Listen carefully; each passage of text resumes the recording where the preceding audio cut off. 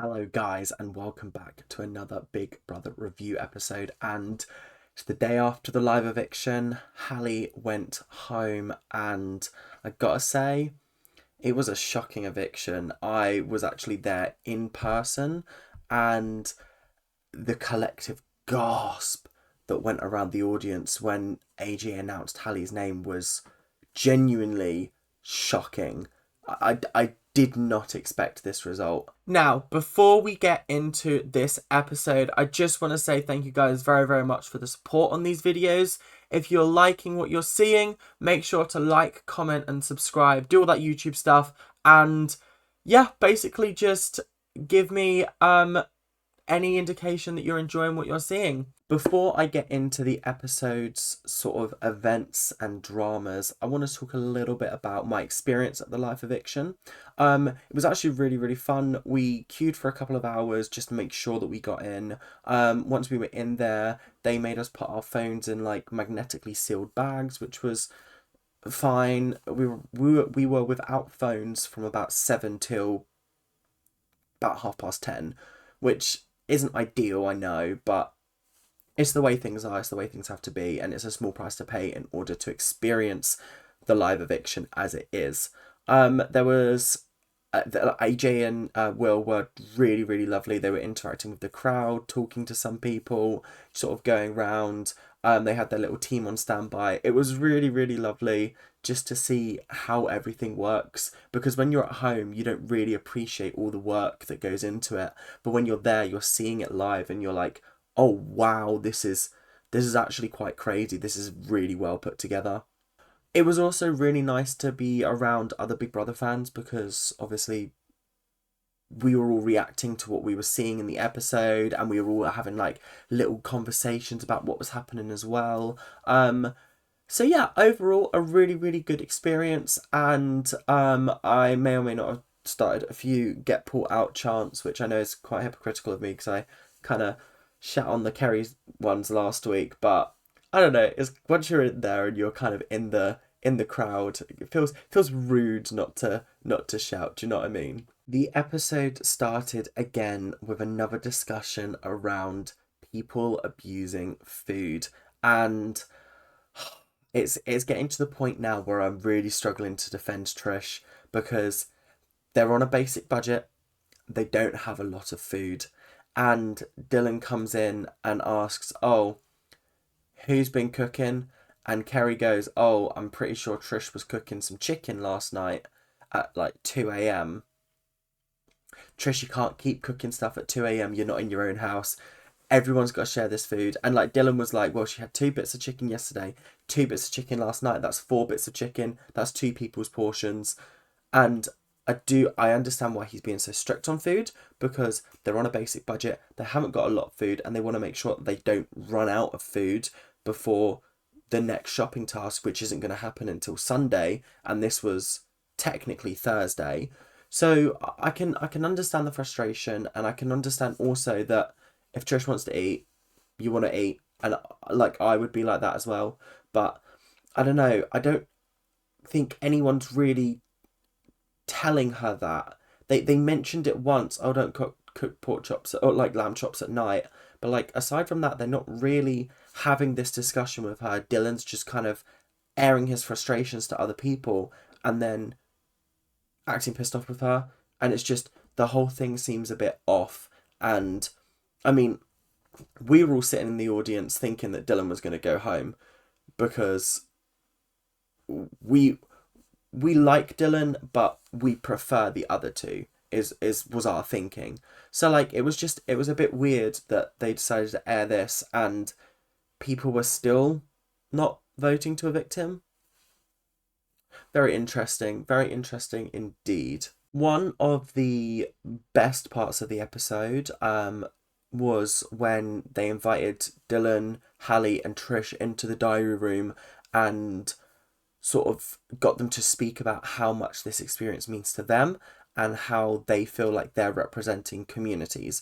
Dylan spoke about the amputee community and how he feels like being on the show sort of makes it seem like amputees can do anything. And I gotta say, we were all sort of like, I'm in an RN about Dylan, and then he said that, and do you know what? The round of applause that happened after he finished speaking it did restore my faith kind of in humanity, because I was like, damn, like this is quite a nice sort of passionate speech he's just given, and everyone's kind of clapping. I was there like, woo. But also, I couldn't have him stay in because I really like Hallie and Trish. So I don't know. It was a bit of a weird one. Hallie was obviously speaking about the transgender community and how sort of she's sort of grown up not knowing what it was, and then sort of realizing, and it was genuinely just such a lovely moment. And I think when Hallie has these moments, it's hard to forget she's only 18. When she's mucking about and sort of disrupting people in the house, it's very easy to remember she's 18. But when she's having these really deep chats and really sort of articulately putting her point across, you'd think she was mid-20s, 30s, by just how sort of she speaks and how she gets her point across. It's actually very mesmerizing at times, I gotta say. As for Trish, I gotta say I was tearing up when she was talking about her sort of immigration from is it immigration or emigration? I always forget. From Congo, and how she found the experience of moving to the UK humbling. And I just I just don't know how anyone can watch her and want to vote to evict her, because she genuinely is just one of the kindest souls we've seen on this show. Like, I don't think she's got a bad bone in her body, and she's upset people, yes, but not through anything malicious, just from like either misspeaking or just sort of jumping on a joke that went a little bit too far. And she genuinely is just such a wonderful, wonderful person, and I'm so grateful that she's come on this show, because we've got to see who she really is. Next up is the kissing booth, and this was genuinely one of the most uncomfortable segments to watch. Like, oh, it was awful. We were watching it on like a big screen outside, and so we were seeing Kerry's tongue getting shoved up against the glass. Essentially what they had to do was they had to go into the diary room. There was a perspex glass, and they had to give their best kiss to the perspex glass. I think the first thing I said was, I hope they're washing it down in between, because some of them were slobbering.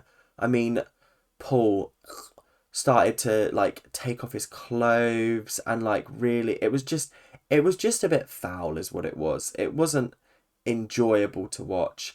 Jenkin had a funny moment with his tongue. Chanel was throwing it back. That was quite funny. Hallie was doing really well. At one point, Big Brother told her to stop, and she was like, "I'll tell you when to stop." And it was a really really funny moment. And I thought that the challenge itself was a bit weird and icky, but it did produce some really really funny moments. So I guess that's a good thing. The winners of the challenge were Hallie and Paul, and they got like a little pamper session upstairs afterwards, and um they got champagne, and Paul was just acting a bit of a dick as usual, and then he started taking off his clothes again, and everyone in the audience was like, why is he taking off his clothes once more? Like, what is he just allergic to having clothes on his body? Is that what it is? Because every time we see him, he's without a top, and whenever he has a top on, he takes it off the moment he can. He did it in the diary room. He did it in the pamper session. It just is funny to me, but also not funny and a bit gross. Put it away. No one wants to buy your OnlyFans. Okay, it's time to talk about Jenry and Matty and the love triangle that's going on. And do you know what? It's very, very clear that Matty is just not a part of this equation, and that Jordan is just having a bit of fun with him when he actually does care for Henry, because there was just some weird conversations in this episode, and I feel so bad for Henry, because Jordan and Matty are very clearly flirting with each other, and he's just sitting there watching, and it's so uncomfortable to watch at times, and I feel so bad for Henry. Like, I never thought I'd say that, but I do feel really, really bad for him. And Then, later on in the episode, they did kiss, him and Henry, Jordan and Henry, which was, it wasn't anything special, I'll say. It was just kind of like a little peck on the lips, but Will Best did confirm it was on the lips. So, do you know what? That is kind of iconic. I just want Matty out the house, because Matty, Tom, Paul, Dylan, those 4 people are providing me with nothing at the moment. Matty is just an obstacle in the way of Jenry's true love. And I'm kind of sick of putting up with it. This storyline has gone on a little bit too long now, and I'm starting to get a little bit bored. So, bye-bye. Oh, it's that time of the episode where I have to moan about Paul again. Ugh. So, we were all standing in the audience, and we heard that Noki was like stirring up a little bit of drama, which, absolutely fair, pop off queen. But the drama she was stirring was that Paul had originally written on his whiteboard Olivia's name. So they all had to vote for who they thought was the best kisser. Apparently he voted for Olivia first, then rubbed it off, then put Tom. Now, that seems like just a little cheeky bit of, ooh, cheeky. Like, ooh, he wants Olivia. Cheeky. Because, like, that's what the series has been sort of gearing towards for a while. Then we find out he has a girlfriend on the outside. And the collective gasp around the audience. Like, I would like to say that I'm pretty in tune with what's been happening in the house. But, like, I don't remember there ever being a mention of a girlfriend. I don't think he's spoken about her as far as I'm aware. And as far as the people in the audience were aware, he hadn't spoken about it to them either. So it was just weird, because this entire time it's really seemed like he's been flirting with Olivia for the whole series, but suddenly now he has a girlfriend, and that makes his actions of putting Olivia's name on the board a little bit more questionable, because do you see what I mean?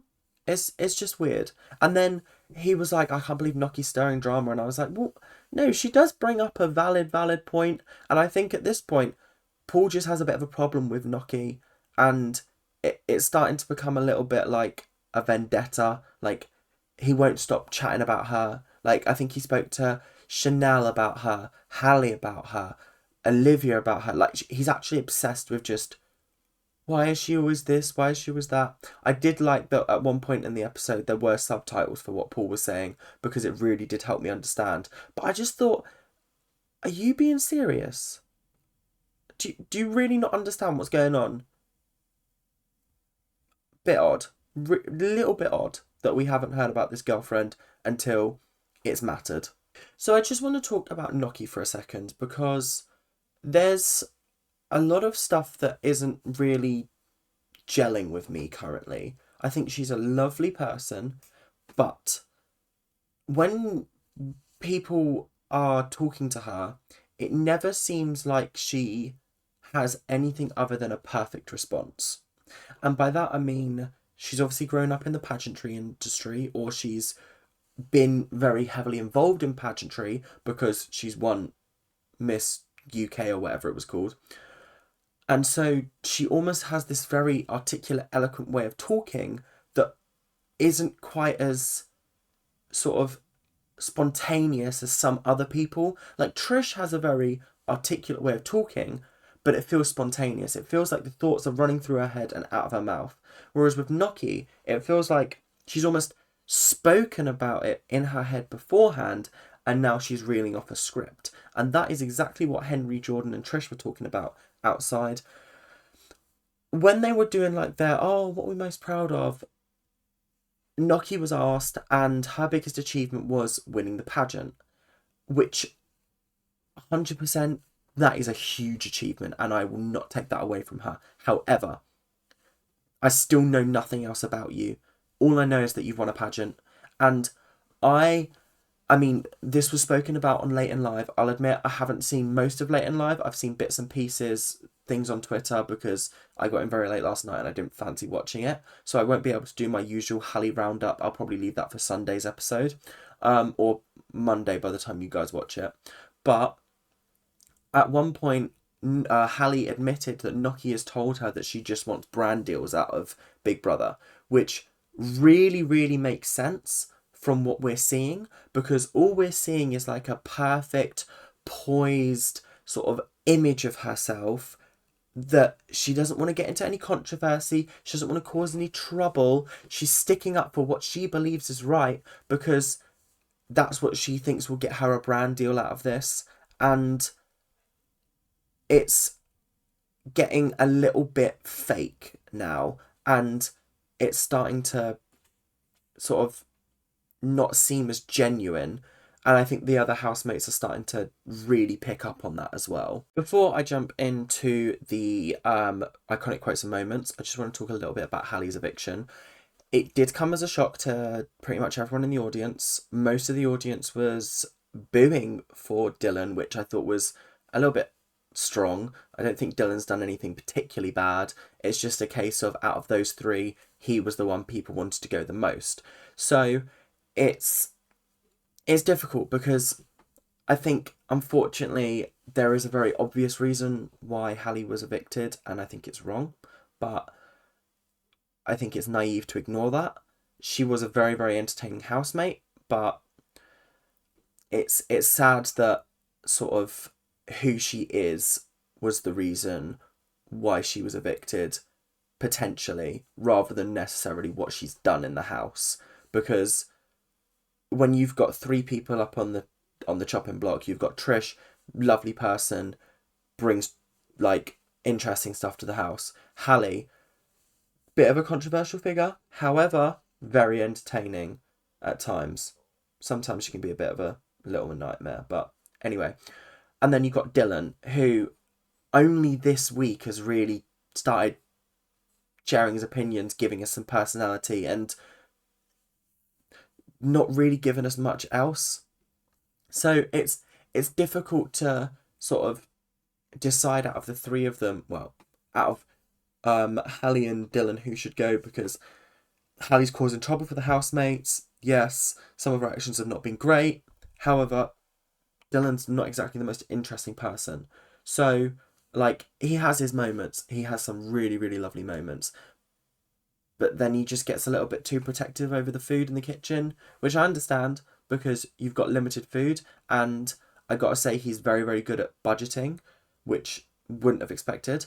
But I think, yeah, it's just an odd one. And I was really sad to see Hallie go, I gotta be honest, because Hallie was, I didn't think she'd make it to the finale, but I really didn't think she was going to go as a third out. Like, she made it halfway through, but I still would have liked to see I would have liked to have seen her on it for longer. That's what I wanted to say. So yeah, lots and lots of stuff going on in the house this episode, but let's talk about some iconic quotes and moments. And we've got to start off with the butt plug chat, because that was genuinely one of the funniest things ever. It was Jenkin, Tom, who else was it? Olivia, and then obviously Kerry. Kerry was asking the questions about it, and then Olivia was like, "Oh, I used to have one with a love heart on it," and Jenkin was like, "Oh," like they were talking about a nail polish bottle, and Jenkin was like, "I'd never be able to get that out if I used that." And it was just such a really, really entertaining, funny conversation. And then it got a little bit too gruesome. So Kerry was sort of like, "No, I don't want to hear anything. I don't want to hear anything." And then Olivia came out with the funniest line of the whole episode, which was when she was like, I bet you're quite naughty. You like it doggy style. Bet you get the scooter involved." I was losing it, laughing. Like, I'm so glad the cameras weren't on me after that, because I was literally wiping away tears. I was laughing so much. When she mentioned the scooter and getting the scooter involved, Olivia, you can't say that. There was a really, really sweet moment outside where Jordan was singing to the bees and Henry was just there. And it was really sweet. And they are just such a cute couple. And I just really don't want anything bad to happen to them. I really want them to like make it to the finale together. I don't think Henry will win. I think Jordan has a good shot of winning. But it is really, really sad, I gotta say, if they don't make it to the finale together. Chanel told a story about how when she went from manual to automatic, she was using both feet for the gas and the brake. I think it is in a automatic car. So she was using both feet, and so she ended up like slamming down on the brake and causing emergency stops every time she braked. So funny. And I think Chanel is coming out of her skin more. She's making me laugh a lot more. And I don't know. I think if she was up against someone else, it would depend obviously who it was, but I would find it very, very hard to vote to evict her, I'll be honest. We've got to talk about the crouton incident, because what was Kerry thinking putting a plastic tray in the oven? She's absolutely wrecked the oven, all for making some croutons. Like, genuinely, this is what I mean by, like, I don't think she does it on purpose, but she creates iconic moments. Like, I think she was trying too hard in week 2 with like the rock paper scissors shoot incident. I think that was her trying to make an iconic moment, but her accidentally destroying the oven is without a doubt an iconic moment. And I can't hate her, because she does bring drama into the house, and she brings so many funny moments. And so, like, as much as like I don't think she should win, I don't want her to go home yet, because she is just so unbelievably funny. And that's all we have time for today. So thank you very much for watching. I'll do Hallie's sort of after show interview in Monday's episode for Sunday's episode of Big Brother. And just let me know if you enjoyed. Like, comment, subscribe, do all that YouTube stuff. And I will see you guys on Monday. Well, actually, technically, I'll see you guys tomorrow, because I'm going to do a Survivor video for the new Survivor UK. But thank you guys very, very much for watching. Like, comment, subscribe, do all that YouTube stuff, and I'll see you guys later. Keep on ranting. Bye.